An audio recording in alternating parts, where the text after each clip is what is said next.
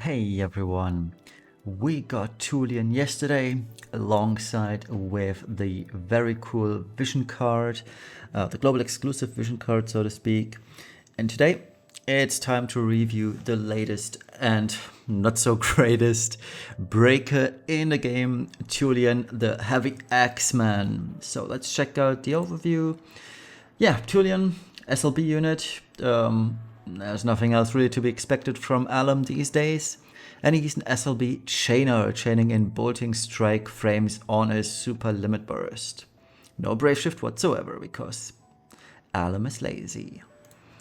The abilities, well, at least he doesn't have 3 abilities, unlike all these premium units we're getting. Sadly, the wiki wasn't updated yet, so we have to make do with the Japanese names. Don't sweat it, it's nothing really too fancy here. His breaks are bad unless you're using the free heroic missions gauntlet you're getting. It's an accessory. You can freely shift this to either have 85% breaks or do a strong earth attack. It's up to you, or a preemptive earth attack, sorry. It's up to you. I would always go for the 85 breaks because that's where it's at. Otherwise, I mean, he does have a 130 fire and earth imperil on the go, which is nice. The Grandis, done right, 300 attack, 200 LB, it's nice. 30 earth imperil, earth amplification, so meaning you have to bring Roka alongside. On the passive side of things, nothing too fancy though. Keep in mind, I think we are getting, nope, EX plus 3 500 static attack, so yeah. He has Plant Killer, Machina Killer innately. His Super STMR also does Machina Killer at 100%, so he will always cap out on Machina Killer immediately. The thing that irks me a bit, let me zoom in on this one, is his passive for equipment through double hand. It's equipment through single wield even, and it's only 100%, meaning gearing him for 400% through double wield or through single wield is going to be a huge headache, because Master of Fate on its own is not enough. Luckily, we do have our global exclusive vision card, so that will certainly help out a lot, and truth be told, it zims the highest on Tulien if you want to go for DPS. He also has only 5x cap, meaning you have to either use the crown from Clash or the clothes from Clash to cap it out. But truth be told, if you are using Clash chain mod increases on Tulien, something is really wrong with your team composition, let me tell you that. But alas, he isn't that good in terms of damage anyway, as you can see from this already. So let's zoom this out again. Nothing else is rather interesting other than, well, if you have his TMR STMR equipped, you gain a lot of nice passive provoke evasion passives, 50% passive provoke, which is cool. Combine this with his own vision card, you are already passive provoking. So that's a good upside of his. Alright, the SLB and LB, nothing too fancy. Let's talk about the SLB right out of the way. It's 25% Axe Imperil, 87 stat breaks, 2 turns only to both, also only 2 turns of 145 Earth Imperil, though this is really cool. But the SLB itself isn't that strong, it's only 210x, Earth locked, so nothing too fancy here. He's not a premium unit, so that's to be expected though. Let's move on to the TMR and STMR, because from now on we're starting to get to the exciting things.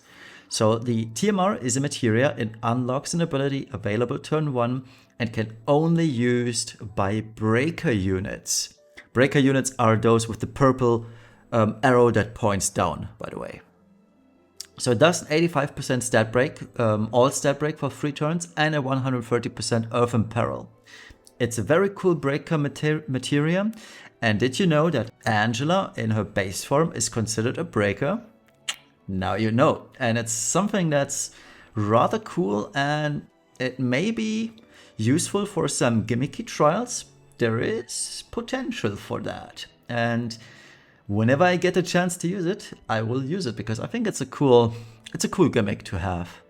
And the Super Trust Master is a 2-handed axe, 220 attack, the highest 200x in the game, at 1.1 to 1.9x variance. So if you love variance rolling, there you go. It's going to be lots of fun because there is potential to double his or anyone's damage within a blink of an eye, or only make it 1/2 of it, depending on where you are on the spectrum here, or on the 1.1 or 1.9 spectrum.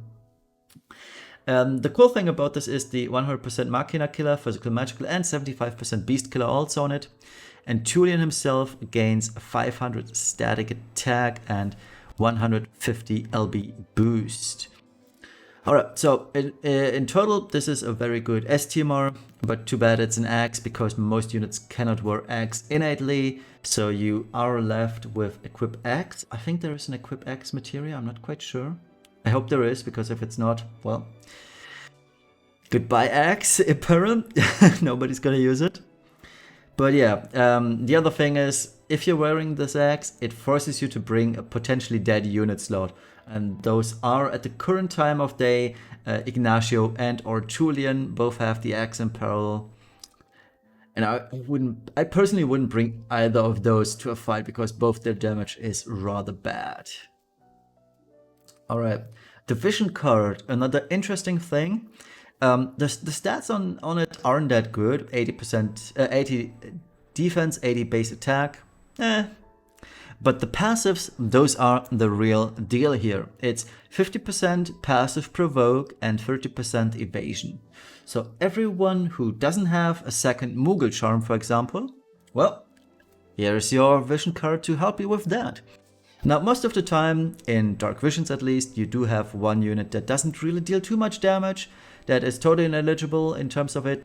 So you might as well just slap this card onto them, and it's going to be fine. You don't have that issue of going for full passive provoke evasion anymore.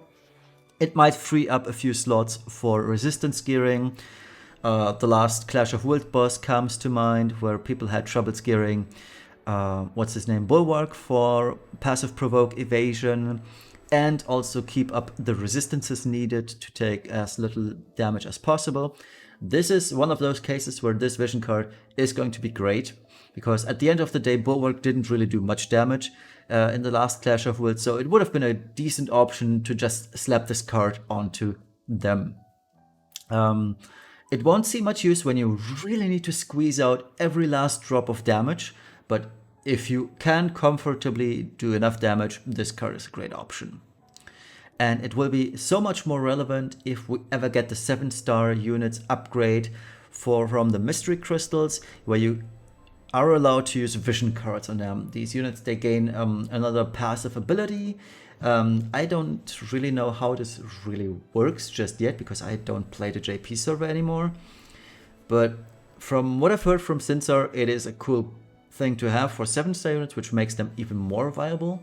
And I'm curious to see what this card would do for a 7-star unit. But rest assured, it's a good card nonetheless to have, especially when you need another passive provoke evasion unit. Let's move on to damage calculations assumptions. So the usual stuff. If you want to read through this, just pause the video for a second. But I'll skip ahead to the build of Tulien. And as you can see on the right hand side, I am using the new global exclusive vision card for this. With this build, we do have 275 LB damage, 275 demon killer, 6x cap, and 400% true double hand. It is nigh impossible to gear Tulien for DPS without the global exclusive card. The reason is you'd have to either give up on a cursed being, which then also means that you will lose out on 60% attack, which is really bad, because with this build, Tulien just barely gains the full attack percentage. And or you have to give up on 80% attack and 75% LB damage, which is another bad thing. Or you have to give up on Force Mysterion, which is 100% demon killer. So it's whatever you do to accommodate for the loss of a global exclusive vision card, it's going to cost you a lot of damage. And also, another thing is the 250 static attack, you'll be also losing them. So always keep in mind that when you don't use this card, your Tulien will deal less and less damage. Now, I just realized from the passives of the weapon that I forgot about 500 static attack. So I'll make a quick cut because I need to adjust the damage chart. I'll be right back in a second here. All right, we're back.